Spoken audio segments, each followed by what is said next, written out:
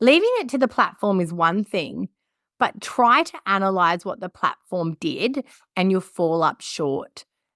AI-powered campaigns actually make it really hard for you to understand what they tested, what they learnt, what they changed, what results were driven from where. So, they're changing settings, they're making manual adjustments, which is really frustrating because you actually don't know what's happening. You don't know where your brand is being served. You don't know who it's being served to, what it looks like when it gets there, who's converting, who isn't. They make it really hard to understand where your money is going. Stop and don't spend another single cent on advertising until you listen to this. I'm Marianne Amies. This is Ready, Set, Paid Ads, digital marketing for paid ad success. Let's go. Welcome to another episode of Ready, Set, Paid Ads. Today, we're going to talk about the rise of AI-driven campaigns. AI is affecting all industries and is affecting everything we do. And when I say affecting, I mean that in a positive way. I think that AI has a lot of grunt power it can bring to our tasks and to our learning, to really help us become more effective and efficient. And how is that AI in ad campaigns helping or hindering us? And I really want to look at this today through that small business lens. We're starting to hear more about just leave it up to the platform. As a business owner with now AI-powered tools, you can really just let the platform use AI to drive results for you without any intervention. And as always, it poses that question, is AI smart enough to replace human strategy? So in this episode, we're going to break down how AI-powered campaigns work, the advantages of them, and then the drawbacks, and how small business should really play in this space to make sure that we stay profitable. So kicking off, the AI takeover on ad platforms, it's not new. I think it's been at least 2 years since we saw the introduction of AI-powered campaigns. So on Meta, you'll hear of this as Advantage Plus, and on Google, you'll hear of it as PMax or Performance Max. Now, these campaigns were introduced and they've gotten better over time. And there's that growing belief that the tools can handle everything. When it comes to Meta and Advantage Plus, you're almost fighting against Meta to not use Advantage Plus. It will tell you at every turn you take that if you were using Advantage Plus, it would be cheaper. If you were using Advantage Plus, it would be better. And today we're going to talk about why that may or may not be true. And when it comes to Google and PMax, again, you'll really get pushed down that PMax pathway. And that then starts to spread that conversation around, can these tools handle everything? Should we not be actively managing our own ad campaigns? Should we not be building audiences? Should we not be testing? Should we be leaving it all to the platform? And when it comes to small business owners, this narrative can be really dangerous because not all businesses are created the same, and not all businesses really have the budget to spend to leverage those AI campaigns successfully. And then the uniqueness of your business, and depending on what you're selling or what your funnel looks like, the AI campaigns may or may not be able to get you the results that you want. The pros are obviously less need to understand, to spend time in the platform. But, a lot of the cons can be a lack of control, a lack of transparency. And we're going to go through that today. I've seen that leaving it all to the platform can have some really shocking results. I've worked with a real estate agency and they were using Advantage Plus campaigns and they were spending so much money marketing to a really broad audience. And that's because AI asked them, do you want to use an AI audience? Do you want to use the Advantage Plus audience? Well, if you do, we need to set this at 18 to 65 plus men and women, and preferably Australia-wide, but I think they were able to put it to Sydney. And so they were spending a huge amount of money, getting fantastic reach and awareness, in all people 18 to 65 in the whole of Sydney. And when you're a small real estate agency, you're often just targeting 5, 10, 15 kilometre radius of your office. So number one, targeting all of Sydney is just so wasteful. But number two, 18 to 65, I mean, we know 18 to 65 is not the target for those ads. And although what Meta asks is leave it up to me, let me handle it, I will optimize over time, sure, the 18-year-olds might not engage with that home content and the platform can quickly learn to not serve it. But you might find the 65-year-olds are hyper engaged, not because they plan to buy or sell soon, just because they're interested, just because they like to look at houses for sale in their area. They like to know what the market is doing, what their house may one day be worth. So we have all this engagement at that upper end of the market that aren't actually our ideal client, but the machine is learning.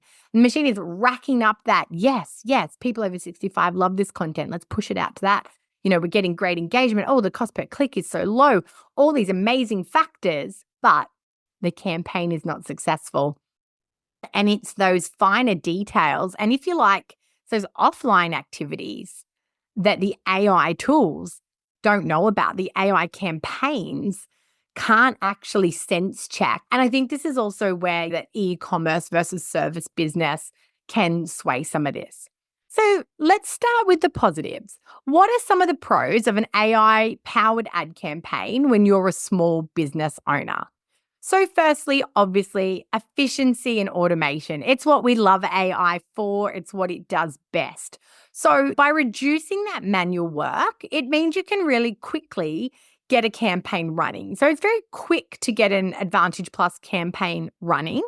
And I think it works beautifully with things like a Shopify website that's selling products. You can very quickly connect your catalog and start an A+ campaign to your whole catalog or a segment of your catalog and get it serving product-based ads to audiences that may want to do business with you without you having to download all the images, upload it as products, remember to change the products when things are on sale. That grunt work goes away. And when you're using kind of those catalog ads, if you delete a product, great, drop straight out of the ads. You don't have to remember to go over there. If you're on sale, the ads show the sale price. So there's a lot of manual work that gets taken out of that. And that makes it more accessible, especially if you're time poor or if you're just starting out. So I think efficiency and automation is a big tick for AI-powered campaigns. When we look at performance improvements, AI can optimize placements, bids, creativity for better short-term results.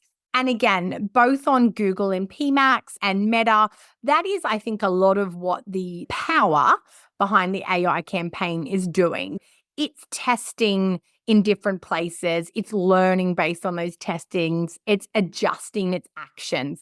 So, for example, in a PMax campaign, you actually get to introduce images into Google and video assets, which I love because I think that has been a shortcoming or a shortfall of Google ads for so long versus other ad platforms. But, that's an opportunity for PMax to test video and test static or just images and then learn and go, oh, actually, video in a newsfeed works really well, but static works really well in Google-based results. So we're going to put more of A there and more of B there, and we're going to get better results for that client. Now, if you were running your own campaign, you'd obviously need to test, you'd need to go back and measure, and then you'd need to manually make adjustments based on those decisions. So those performance improvements that happen for you in an A+ can be really good in the short term. That is, if the platform can see the whole story. So if you don't have your conversion tracking set up, or if what happens offline, especially for a service-based business, may be different to the click or the engagement, then we're optimizing maybe towards a false positive. So what do I mean by that? If you're running a lead generation campaign and Facebook realizes when it puts the tiny ad in the right-hand column, it generates a lot of leads, fantastic. It's going to optimize towards that. It's going to serve you there. You're going to get a lower cost per lead, more leads, win, win, win. Except when you go and review those leads and you realize they're, I don't want to say anything defamatory about Facebook users, but they're people that click on things in the right-hand column, which isn't a lot of, it's a lot of desktop people. You start to think that age might be higher, depending on what you're selling, depending on what your business is, that might not be your target market. But the platform doesn't know that. The platform just knows it's ticking that box of volume of leads. So it feels like it's doing a really good job. Another great place, I think, is broader audience reach. I think the way that we have traditionally built audiences has been very target market focused and definitely based on our assumptions. So in the Meta platform, if I go back to real estate, we base it on certain interest targeting. If we're building our audience that way, we go, maybe they're recently engaged. Maybe they're recently married. Maybe they have a growing family. Maybe they're interested in realestate.com. We're trying to find interests that align to the type of person we think is in the market to buy a house or sell a house right now. When we're over on Google, we're using our keywords traditionally in a search campaign. So we're like homes for sale near me. Maybe we're saying like home sales in Blakehurst or best real estate agent in Blakehurst. We're making all these assumptions and we're looking at the data and we're building this profile of who we think is the best. And sometimes with certain businesses, it can be really hard to nail that target market, especially if you've got more of a B2B model and you're trying to use Meta ads. It can sometimes be hard to get to that B2B decision maker on Meta and to feel confident that we're building towards them. And that's where I feel AI-powered campaigns can help in that broader audience reach, because all of a sudden we're setting less constrictions, we're putting in less assumptions. So an Advantage Plus campaign doesn't really want your interests in there. You may be a lookalike audience or maybe connecting to web traffic, but it doesn't really want you to put in interested in buying a home. It wants to use the creative and the ad copy, and it wants to test to lots of different types of people. And then it can access that vast amount of data and everything it knows about those people and find commonalities that you didn't know about or that interest targeting won't allow for. And the same with PMAX. So you're stepping outside of the keywords you think people are searching and allowing the platform to test and learn and look industry to industry and really tap into that really broad knowledge base it has and discover new audiences for you. I think AI can really succeed here. And I hate to harp on about e-commerce, but I do see it succeed really well here with e-commerce. We worked with a fashion brand who needed new eyeballs on one of their brands, and that AI-powered campaign was where we could get sales from people that hadn't transacted with us before by removing our beliefs and our constrictions about who this person should be and letting the product go first and letting the product find its market, if that makes sense. That broader audience reach and that vast amount of data that those AI campaigns can tap into for you, they do come at a cost. And I know I'm talking pros, but I just want to say to get the most out of that, you do need a significant budget for it to work. You can't expect for $10 a day that the AI campaign is going to reach enough people and be able to cross-reference enough data to really learn and push you out into new places and have you be put places you hadn't thought of before. And then the other thing that the AI-powered campaigns on the Google side are really good for a multi-channel distribution. So again, when we think back to that traditional search ad or the traditional ad formats in Google, we could do a search campaign, we could do a shopping campaign, we could do a display campaign or a YouTube campaign, but they were all separate. And again, so you had to have enough budget to have all these different types of campaigns running.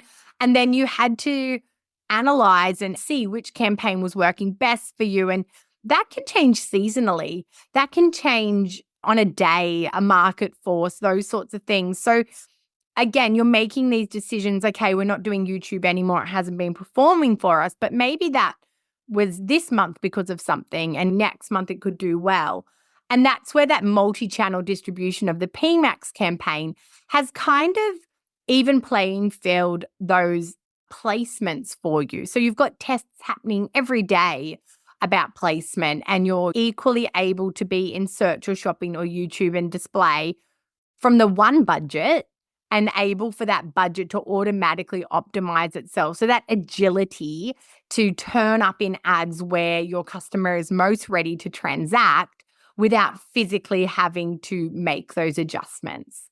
So to wrap up the pros, I think it really is about efficiency and automation and allowing to leverage that machine that has been built that has all that knowledge and data inside, getting in front of new audiences, being able to automatically optimize you, show you in different places. A lot of manual labor that can come out and a lot of potential to really help you break into new markets if you have the budget to support it. So let's now talk about the downsides and why AI campaigns, we need to be cautious or we need to maybe balance our approach. So the first one obviously is wasted budget and poor targeting or poor retargeting. With that fashion client we spoke about before, what we actually found in one of our A+ campaigns was we were retargeting an existing customer for the same product, and the frequency of it was at 11. So that means that one of our, a segment of loyal customers that were already buying were receiving the same product feed again and again and again. 11 times in a month on average is a lot to see the same product feed. Now, to AI, this is a great result. We've got an engaged audience. We have an engaged target market who are existing customers, and we have a product feed, and we now can keep going towards that customer. And now that customer has made purchases. So there may even be some ROAS there. But now what we're doing is we're misinterpreting that audience intent. We're seeing the engagement of this audience with this brand or clicking through to this website to be because we're retargeting with that same product over and over. And that's in fact not the learning. And I think that comes back to the point I made earlier about the offline data or the qualitative or human data that the machine doesn't have. And you can waste a lot of budget retargeting your existing customer too hard who's already converted. And there were different rollouts of experiments in Advantage Plus. You could cap the percent of your existing client that was targeted. They removed that cap at a certain point. So again, they're sort of testing and playing with how to make it better or how to make it more profitable for themselves. But I feel like there's a lot of opportunity for the stats to look great, but the actual hard data to not support it. The other one, I have to laugh as I say it, is the loss of creative control. Have you seen meta ads recently where there's a huge, horrible colored band and some awful text across it? Or all of a sudden, yours or another brand's products are isolated on horrible backgrounds? There's a whole lot of creative optimizations that Meta is doing as part of Advantage Plus to test and learn and to, in its mind, optimize you. And they often go against brand aesthetic. They often go against taste in general. They're brash and abrasive and they're jarring in the feed. And the other thing is they're sneaky. I cannot tell you the number of times as we set up campaigns, we turn off all automatic optimizations when it comes to creative. So we don't want text optimizations. We don't want image optimizations. We don't want banners. We don't want anything added to the hard work that we've done. But they turn themselves back on all the time. And it's this push of their AI optimizations because they want more levers to pull. They want more levers to pull and more things to test to gather more data to make your campaign more successful or to just understand what makes a campaign successful. And this loss of creative control can be a real downside. If you're letting the platform take care of it, all of a sudden the platform is a custodian of your brand and your brand consistency is gone. It's shot. You would see things in the feed that actually make you want to roll over, make you want to delete everything you've got so far from your brand identity in the name of optimization and performance that you're mortified. Another real downside is an over-reliance on lower funnel audiences. When it comes to Meta, we know that between Facebook and Instagram, there's a vast appetite. There's a vast audience. And, audiences of different ages and different demographic profiles are going to react very differently to content. We know on Facebook, a much more mature audience engages, clicks, comments, asks questions. They're not the right audience for your business. They may, from a Meta Plus or a Meta Advantage Plus perspective, give really efficient results, lots of engagement at a low cost, lots of clicks.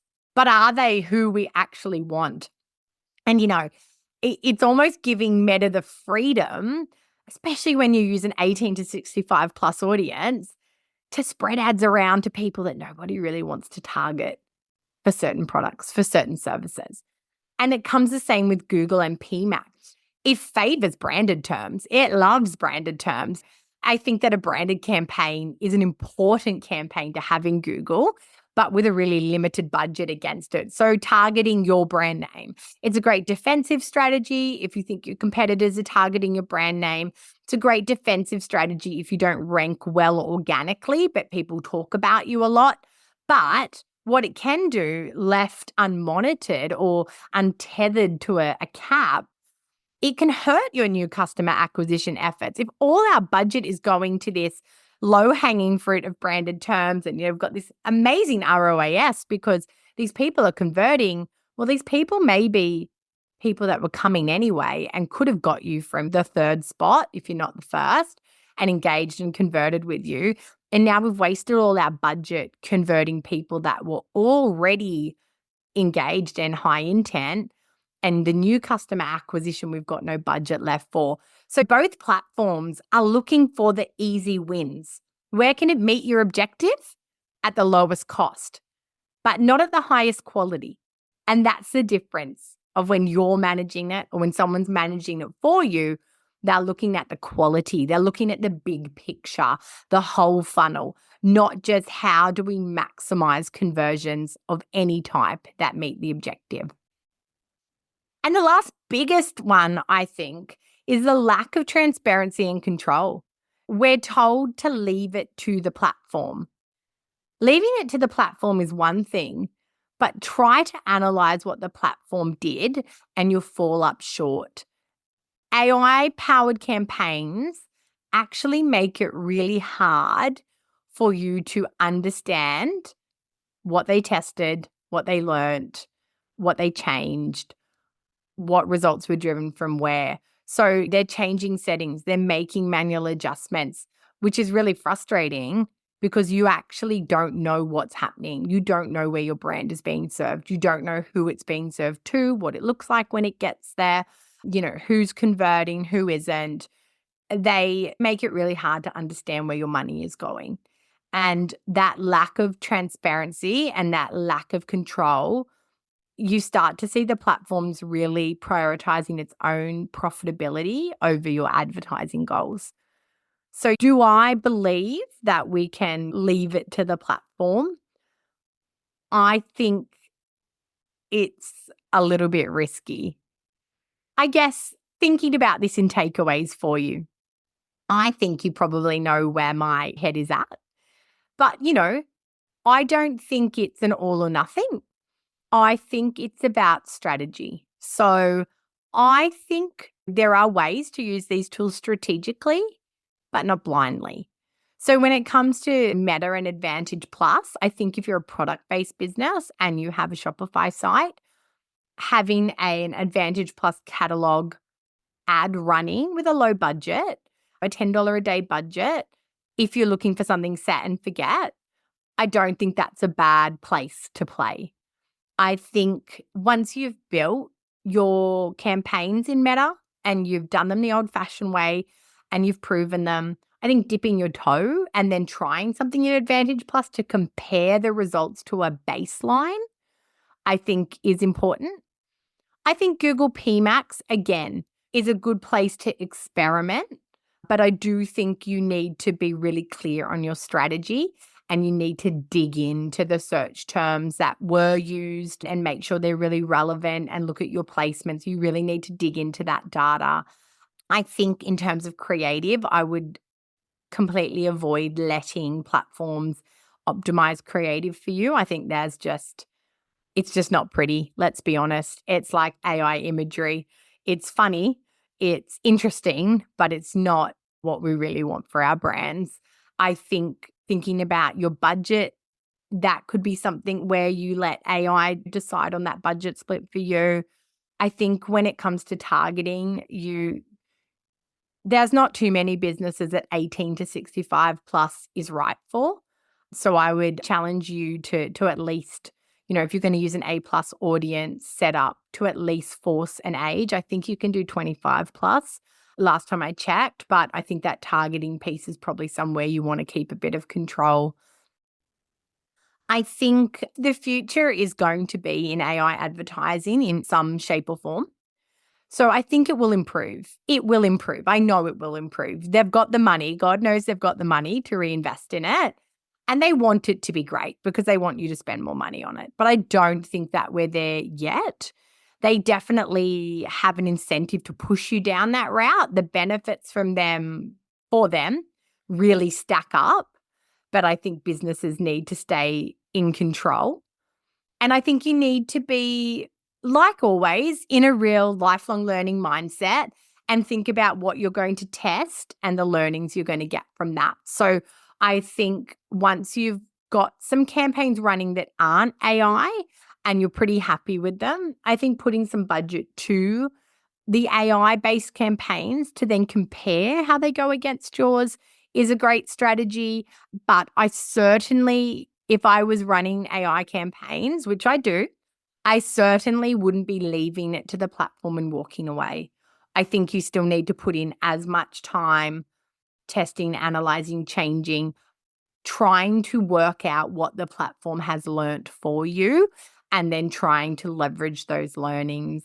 So for me, to sum up, AI is a tool. It's not a replacement for a marketing strategy. I think you need to be really intentional with your strategy and your campaign structure. Be really clear, as always, of what your objective is. What are you looking to get from this campaign you're running? And if you are going down the A route, you need to sense check that result, not just the platform's result, but the bottom line result. Were they leads that converted? Were they clicks that led to something? Were they new customers that have a lifetime value? I think there is no shortcut. There is no leave it all to someone else. I wouldn't suggest you leave it all to a paid ads agency, and I run one.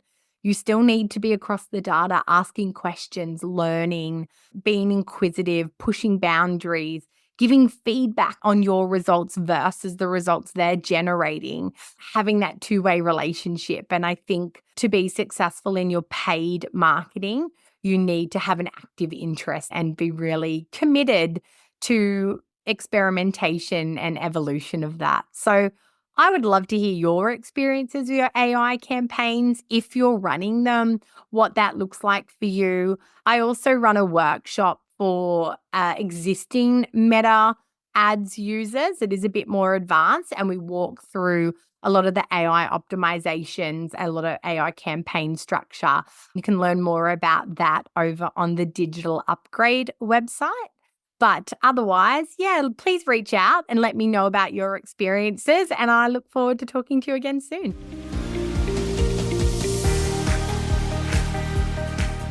That's a wrap on another episode of Ready, Set, Paid Ads. If you're looking for done-for-you services, training to upskill you in ads management, or free and paid resources to help you plan and execute better ads, head to wiseupmarketing.com.au. If you've loved this episode, be sure to subscribe for future episodes. And if you know someone that would love this podcast too, go on and share it.